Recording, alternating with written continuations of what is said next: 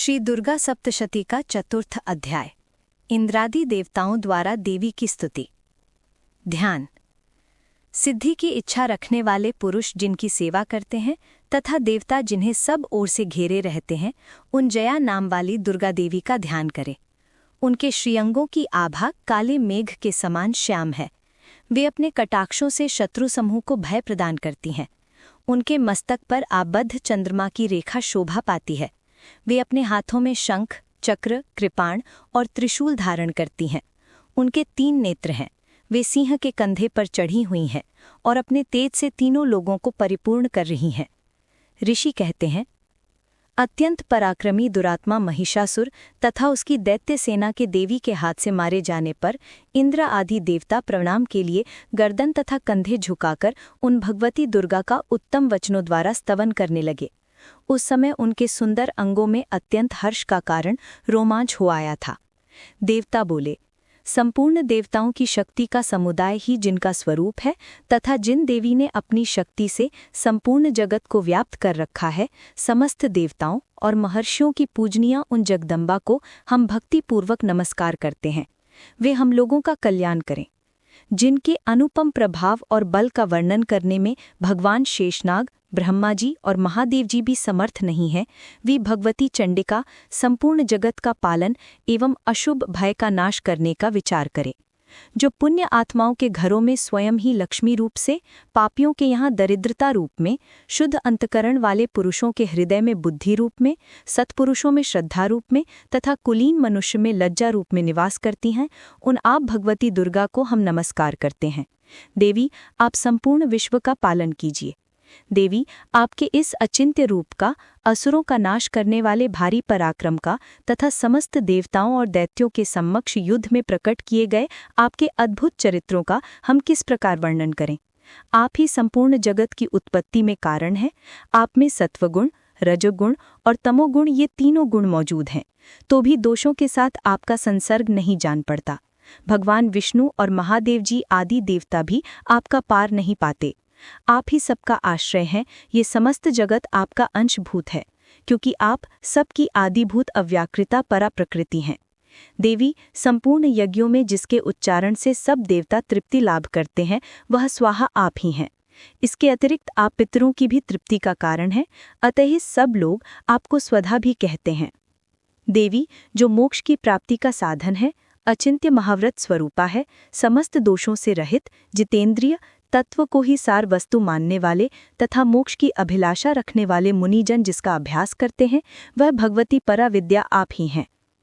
आप शब्द स्वरूपा हैं।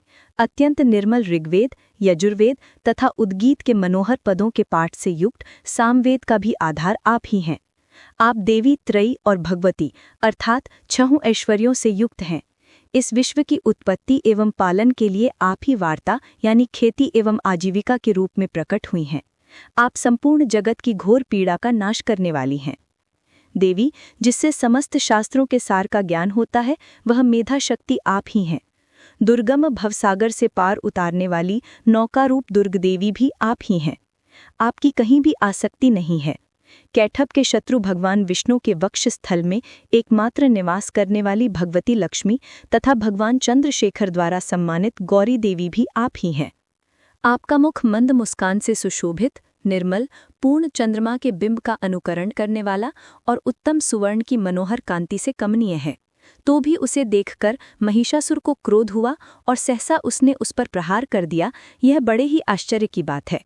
देवी, वही मुख जब क्रोध से युक्त होने पर उदय काल के चंद्रमा की भांति लाल और तनी हुई भौं के कारण विकराल हो उठा, तब उसे देखकर जो महिषासुर के प्राण तुरंत नहीं निकल गए, यह उससे भी बढ़कर आश्चर्य की बात है। क्योंकि क्रोध में भरे हुए यमराज को देखकर भला कौन जीवित रह सकता है। देवी, आप प्रसन्न हो। परमात्मा स्वरूपा आपके प्रसन्न होने पर जगत का अभ्युदय होता है और क्रोध में भर जाने पर आप तत्काल ही कितने कुलों का सर्वनाश कर डालती हैं। यह बात अभी अनुभव में आई है, क्योंकि महिषासुर की यह विशाल सेना क्षण भर में आपके कोप से नष्ट हो गई है।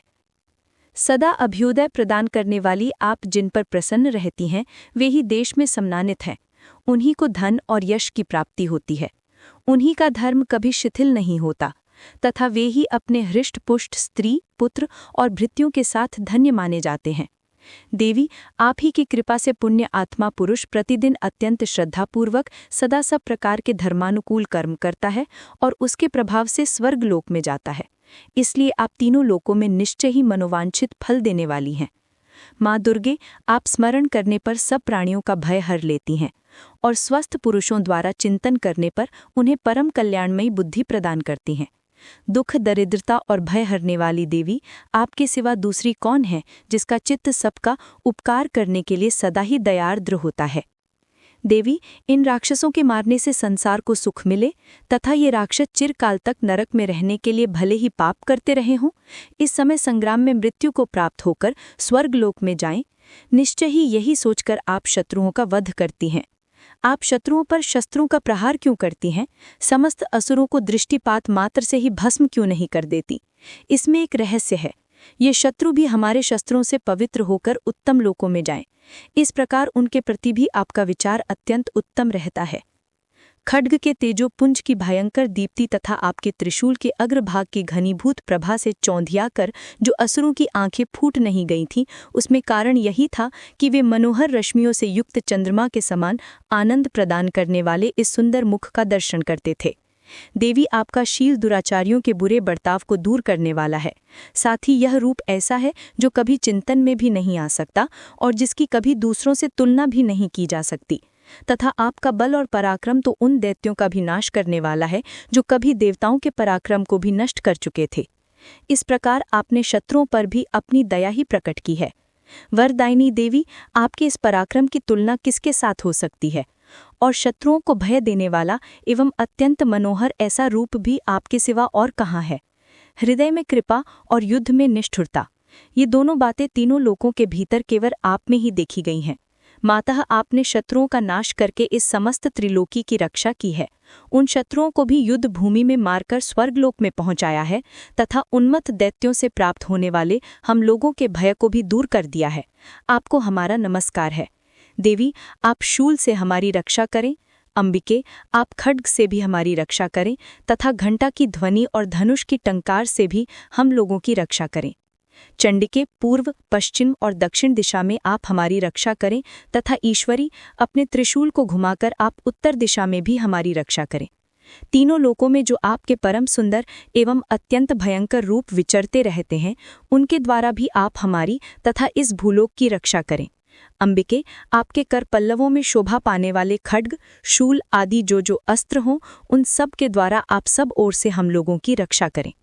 ऋषि कहते हैं, इस प्रकार जब देवताओं ने जगन्माता दुर्गा की स्तुति की और नंदन वन के दिव्य पुष्पों एवं गंध चंदन आदि के द्वारा उनका पूजन किया, फिर सब ने मिलकर जब भक्तिपूर्वक दिव्य धूपों की सुगंध निवेदन की, तब देवी ने प्रसन्न वदन होकर प्रणाम करते हुए सब देवताओं से कहा। देवी बोली, देवताओं, तुम सब लोग मुझसे जिस वस्तु की अभिलाषा रखते हो उसे मांगो। देवता बोले, भगवती ने हमारी सब इच्छा पूर्ण कर दी, अब कुछ भी बाकी नहीं है, क्योंकि हमारा यह शत्रु महिषासुर मारा गया। महेश्वरी, इतने पर भी आप यदि हमें और वर देना चाहती हैं तो हम जब जब आपका स्मरण करें तब तब आप दर्शन देकर हम लोगों के महान संकट दूर करते रहें तथा प्रसन्नमुखी अंबिके, जो मनुष्य इन स्तोत्रों द्वारा आपकी स्तुति करे, उसे वित्त, समृद्धि और वैभव देने के साथ ही उसकी धन और स्त्री आदि संपत्ति को भी बढ़ाने के लिए आप सदा हम पर प्रसन्न रहें। ऋषि कहते हैं, राजन, जब देवताओं ने अपने तथा जगत के कल्याण के लिए भद्रकाली देवी को इस प्रकार प्रसन्न किया, तब वे तथास्तु कहकर वहीं अंतर्धान हो गईं। भूपाल, इस प्रकार पूर्व काल में तीनों लोकों का हित चाहने वाली देवी जिस प्रकार देवताओं के शरीरों से प्रकट हुई थी, वह सब कथा मैंने कह सुनाई। अब पुनः देवताओं का उपकार करने वाली वे देवी दुष्ट दैत्यों तथा शुंभ निशुंभ का वध करने तथा सब लोगों की रक्षा करने के लिए गौरी देवी के शरीर से जिस प्रकार प्रकट हुई थी, वह सब प्रसंग मेरे मुंह से सुनो, मैं उसका तुमसे यथावत वर्णन करता हूँ। इस प्रकार श्री मार्कंडेय पुराण में सावर्णिक मनवंतर की कथा के अंतर्गत देवी महात्म्य में चक्रादि स्तुति नामक चौथा अध्याय पूरा हुआ।